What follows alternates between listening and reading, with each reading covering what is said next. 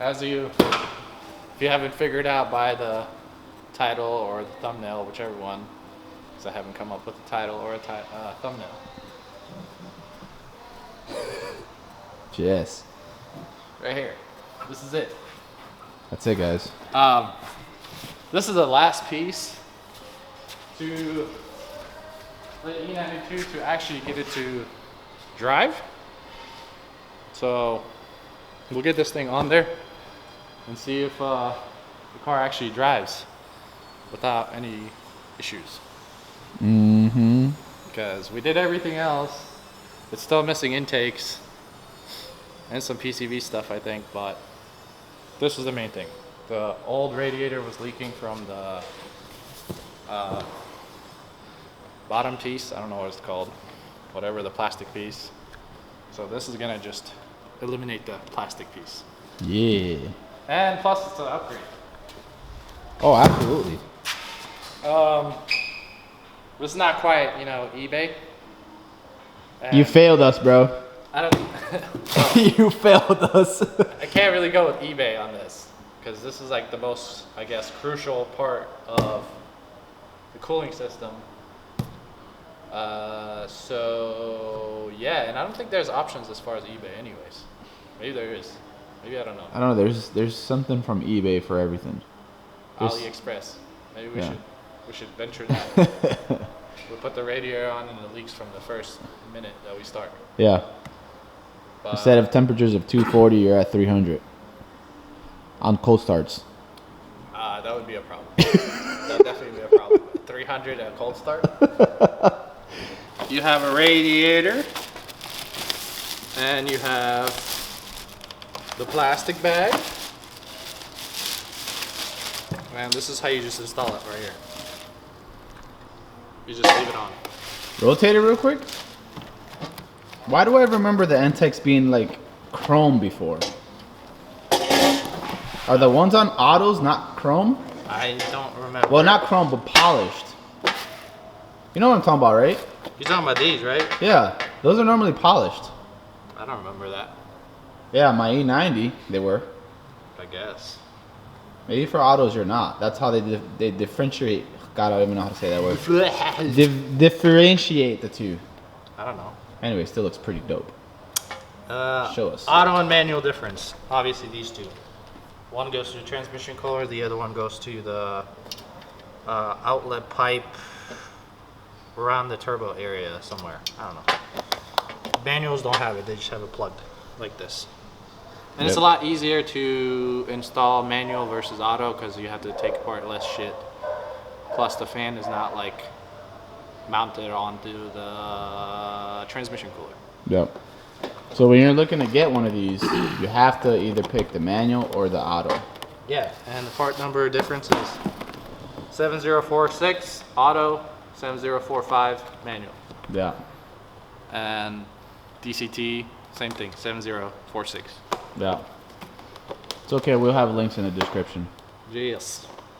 Because you can get one of these from yours truly, Vehicle Virus. Yeah, just like your cinematic shots, you can get it from yours truly. Pretty. Pretty. Yeah, they were definitely polished for the manual. I don't know. Yeah, I think so. I would like to open one up just to show you, but then I have to sell it as an open box item, and I don't want to do that. The only thing with this radiator is you can't really see it. No, they're so cool, and you got a CSF logo on it, yet it never gets seen after you install it. But there's a trick to this. Don't rock a bumper or or AC condenser. Which brings me to the next point. This car is not gonna have AC. So you will see. You're gonna see the F. No, you'll see the whole thing. Oh, okay. You'll see the whole thing. I think. Yeah. I think. Because right now you just see the. Yeah, you can see most of it. You just see the condenser, but that will be taken out. I will be getting the Hard Motorsports AC compressor delete kit, which is like a belt and a pulley, and then you just route it so it just bypasses the compressor. And then all this bullshit over here is gonna be taken off as well because this bumper is coming off.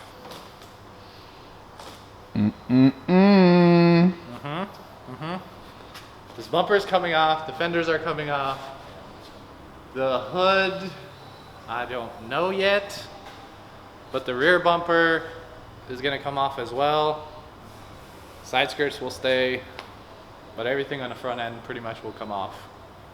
Probably in the next video. Yeah. And this car is gonna have sort of an identity crisis going on because it's gonna have a different bumper in the rear, different bumper up front, different fenders, which if you follow me on Instagram, I showed a box on Instagram that showed up one of these days. Yeah. It was a pretty giant box.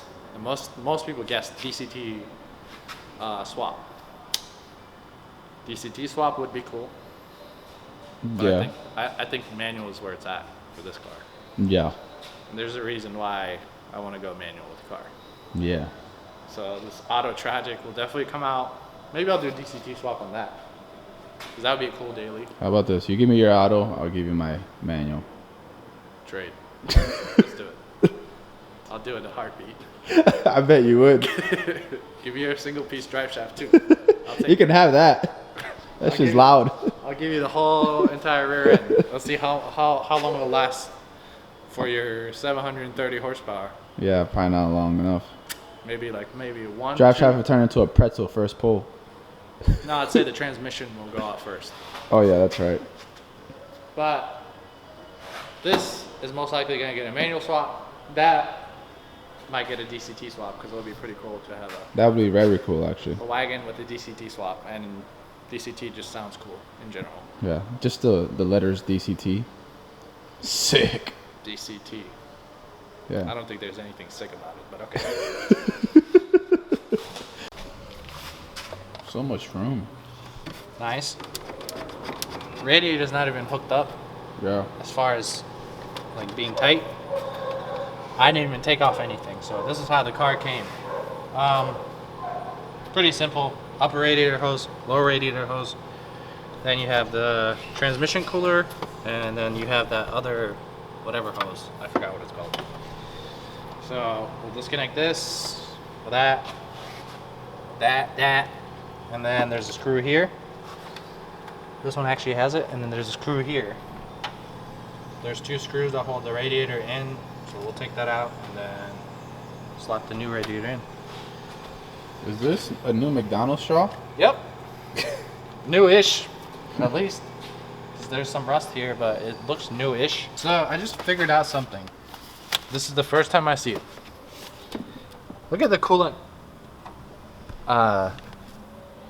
hoses or pipes. Yeah. Both of them are supposed to have coolant hoses going to it. And there's nothing going to it. So my heater doesn't work. And I can tell you why. Because this coolant hose right here, if I can get my hands in there, this coolant hose is just looped around. What is this? Why is it looped? So instead of going into this port and then coming out of this port, they just said, yeah, we're just gonna cut the hose here and just loop it. So we'll just bypass the heater core and just go straight here. We'll see if that makes us, you know, replace more parts. If not, I'll just leave it looped. Because we are going to delete AC anyways. And I will explain that later in some other video, why we're deleting AC and all that shit. Yeah. And we need an explanation because we're in Orlando, Florida. Yeah, I'm already sweating and I haven't even done anything. I mean, the other two cars have AC. That one's kind of shitty now. I don't know why. So, let's get to it.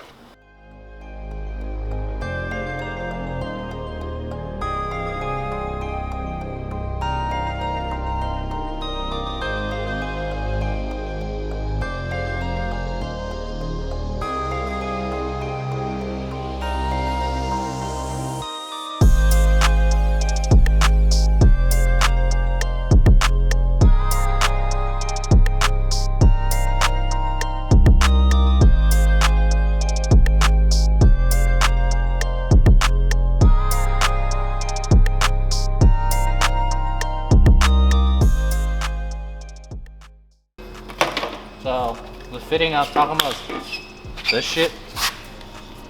The one that was on there was not there. And I tried to put like 3 different ones in there and they all were leaking. As you can tell, the first difference, I mean, from the top view, I don't think you could tell, but if you just feel it, you can tell that this radiator is a little bit thicker. Yeah, slightly. Obviously, end tanks, you have plastic, you have full metal, aluminum. Usually these radiators start to leak from like right here, but on the back side, most of the time that I've seen. And also... And these fail frequently.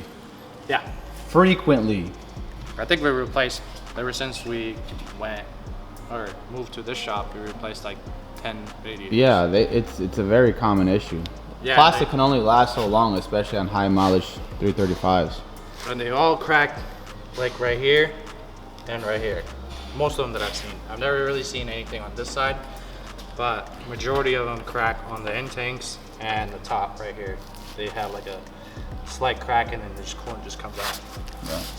This, I mean, you have full aluminum structure, so there's no way for it to crack unless Unless the welds fail, which I don't think that's gonna happen. I've never really had a CSF radiator fail as far as welds failing. Yeah. Seen other brands fail, but I haven't seen CSF fail yet. Yeah. And then also, there is a noticeable difference as far as cooling goes. Because like my car, I can drive it from here all the way to my house, and it doesn't even get up to temp. And that's like a 20-minute drive. Yeah. And it's the same thing with his car, but his car is also on full E85. My car being on E40. And your car is pretty much the same. Like if you leave here. Yeah, 210 is the highest I'll get to. Yeah, but I'm saying like if you go to your house, which is about the same distance as mine. Yeah, it won't get to full temp. You will never get to full temp. This one is definitely a lot more efficient. So this is it. Yeah. This is the shit right here. That's it. Just put this on, that's it. You don't need It's one of our top sellers. That's why we have so many. When he was pulling it from the shelf, we have so many because they sell so much because, not necessarily because people want to upgrade for performance, but more so their OEM one just takes a shit. Yeah, I guess it's like So like they kind of don't have a choice at that point, so they get a better one. yeah, Even though you do get some performance out of it. I think it's just like a maintenance item at this point. It's not even a performance. Yeah, it's literally a maintenance item. Most people are like, oh yeah, I'll just upgrade because I mean, Yeah. it's like $100 difference maybe. Yeah, from BMW OEM, yeah. So it's a no-brainer, at least for me. No, I don't for know sure. For some people. Or if you want to get like a high horsepower BMW, then that's kind of like a necessity because heat is the #1 factor to like losing power. So Install process, the same way. Literally, you put it in. Like I said before, manuals are a lot easier because you don't have the transmission cooler. But for the most part, to put it in, it's the same way. Make sure you don't scratch the fins, because technically speaking, that decreases efficiency because you're closing the fins. mm-hmm. But we're not gonna go into a technicality. So you kind of have to play Tetris with this, because you have the charge pipe in the way, and you have the AC lines on this side in the way. So it takes a little bit of time. So yeah, It's no plastic neither, so it's not a contour. I don't think plastic contours like that either. Slightly. It's not rubber. You know what? I'm deleting the condenser now. Engine bay already looks clean. I found this. I'll show you dirty ass dudes. You want to try? I can't even focus on it. That's how mint is. It was literally sitting underneath the expansion tank. Yeah. Comes with the car. This is an optional thing from BMW. Yep. A toothpick. Has a grippy handle. In case you're wondering, this is what AC system consists of inside the engine bay. And I pretty much took off everything. So the hose that goes here, hoses that go here. Still have to take off this. I think it's a valve or whatever or something. And then, yeah, we'll talk about the rest later on. Now we can put the radiator in. Obviously, you don't have to do this when you're when you're doing it on your car. Just don't take your shit apart. Be like, well, I watched Swap Depot and he did that. Yeah, No. those steps are not necessary. This is not necessary. This is not required. Don't fucking do it to your car if you want to have AC. This is only applies to this car. I have to just put a disclaimer out there because I know people are like, well, I did it because I watched the DIY.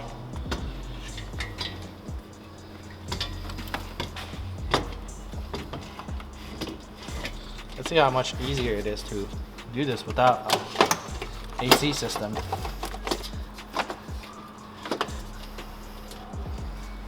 Ta-da! Nice. Now you can see CSF. H. Like I said, you can see the C and the F. But you can see it clearly right here. Well, it's gonna have the... Yeah, no, the scoop, yeah. But there's a lot more air going to it now, I guess. Yep. Doesn't have to share the air. With that piece of shit. Shit's never go to engine temperature. It's just gonna stay in cold start at all times. Now I just gotta connect all the hoses back home, which I'm gonna apply some silicone. Very good trick. I don't know if you guys knew. If I can find the silicone first. A tube of silicone goes a long way. Giggity. Yep. So you just put it inside all the coolant fittings. So when you press it in, it'll go in a lot smoother. And it'll snap in with the clamp like on the coolant hose itself. Lube it up. Put it on. See that? You smell that? I Hear that? Now the last step is just the fan.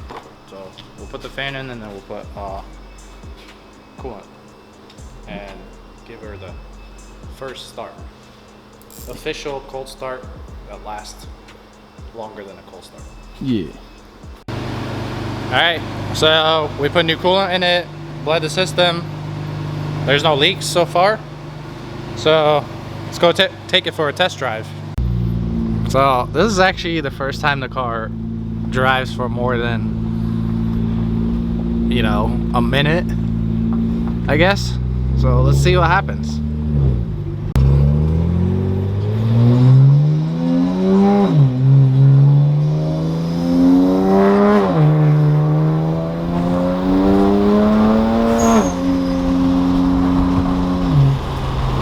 Definitely a lot of smoke coming out of the back.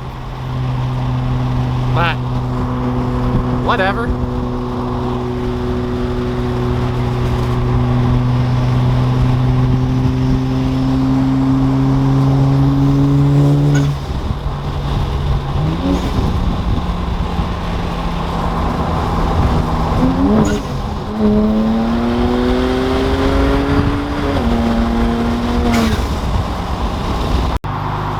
So far, the car's good.